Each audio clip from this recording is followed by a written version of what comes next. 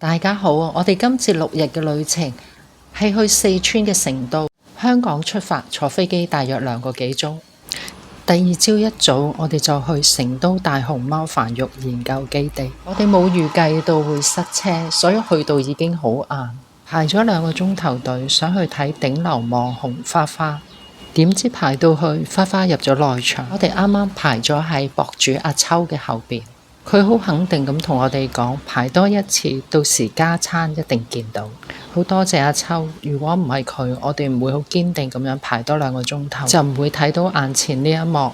可能天氣熱，我哋跟住行都冇再見到其他熊貓。我哋坐車去埋個熊貓郵局，吸咗好多印仔，咁就走啦。跟住我哋搭巴士去咗遊客必到嘅春熙路，呢度真係好熱鬧。喺街上你可以見到熊貓跳舞，免費咁睇到變臉。第3日我哋去東郊記憶，係由一間舊嘅電子管工廠改建而成嘅。除咗遊客，好多當地嘅年青人會到。跟住我哋去咗武侯祠，三國迷一定好鍾意呢個地方。呢一度紅牆係著名嘅打卡點，見唔見到東風導彈？呢度紀念嘅係諸葛亮。傍晚我哋去咗錦里，一個為遊客打造嘅好悠閒嘅地方。大部分商鋪都係由舊建築物改建嘅，好多一邊飲茶一邊睇表演嘅地方。記住問下有冇隱藏收費。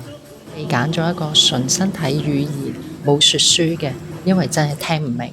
表演大約半個鐘頭，但係佢係任我哋坐嘅。聽講成都彩耳係出名嘅，呢度係飲茶嘅地方。第4日我哋去咗文殊坊，係一間佛教寺廟，外面嘅紅牆有世界和平、人類幸福呢啲字。想打卡啦，要排隊㗎。感覺行緊一間佈置得好有條理嘅公園，好舒服。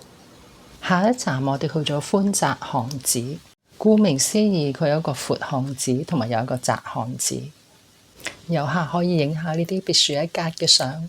而我就比較鍾意冇乜商店嘅井巷子，影出嚟嘅相都真係別有風味，用啲好舊嘅相變成咗牆畫。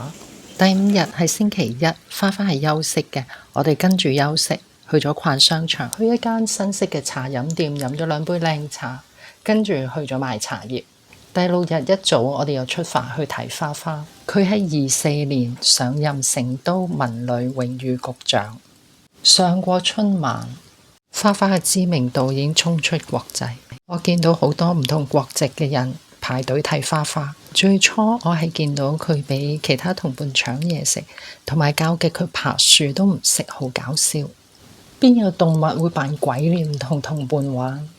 見到佢俾人搶嘢食係不打不鬧，後嚟佢學會護食，表現咗一種生活態度，又憑住自己嘅堅毅，終於學識爬樹。花花溫順乖巧，見到佢吃播嗰種鬆弛感，就感覺世界都跟住佢慢落嚟。但係佢同妹妹和葉打起交上嚟，一啲都唔輸蝕㗎。今日我哋終於見到其他熊貓。望佢條竹大過花花嗰啲幾多？呢隻係小熊貓，都係食竹嘅。跟住我哋坐車去返春熙路附近嘅 IFS 商場，同埋隔離嘅太古里，都係賣高級名牌貨嘅。我見成都嘅火鍋都可以俾你揀2個鍋底嘅，所以唔食得辣都唔驚。第一次試無菜，自己揀配料鍋底。然後廚房幫你整熟。老媽蹄花炆到好腍嘅豬腳，好辣嘅烤魚。嚟到四川當然要試下回鍋肉同宮保雞丁。糍粑係甜品，都有好多唔辣嘅餸菜可以選擇。呢2間連鎖店成都人都會去食嘅。好啦，下次再見，拜拜。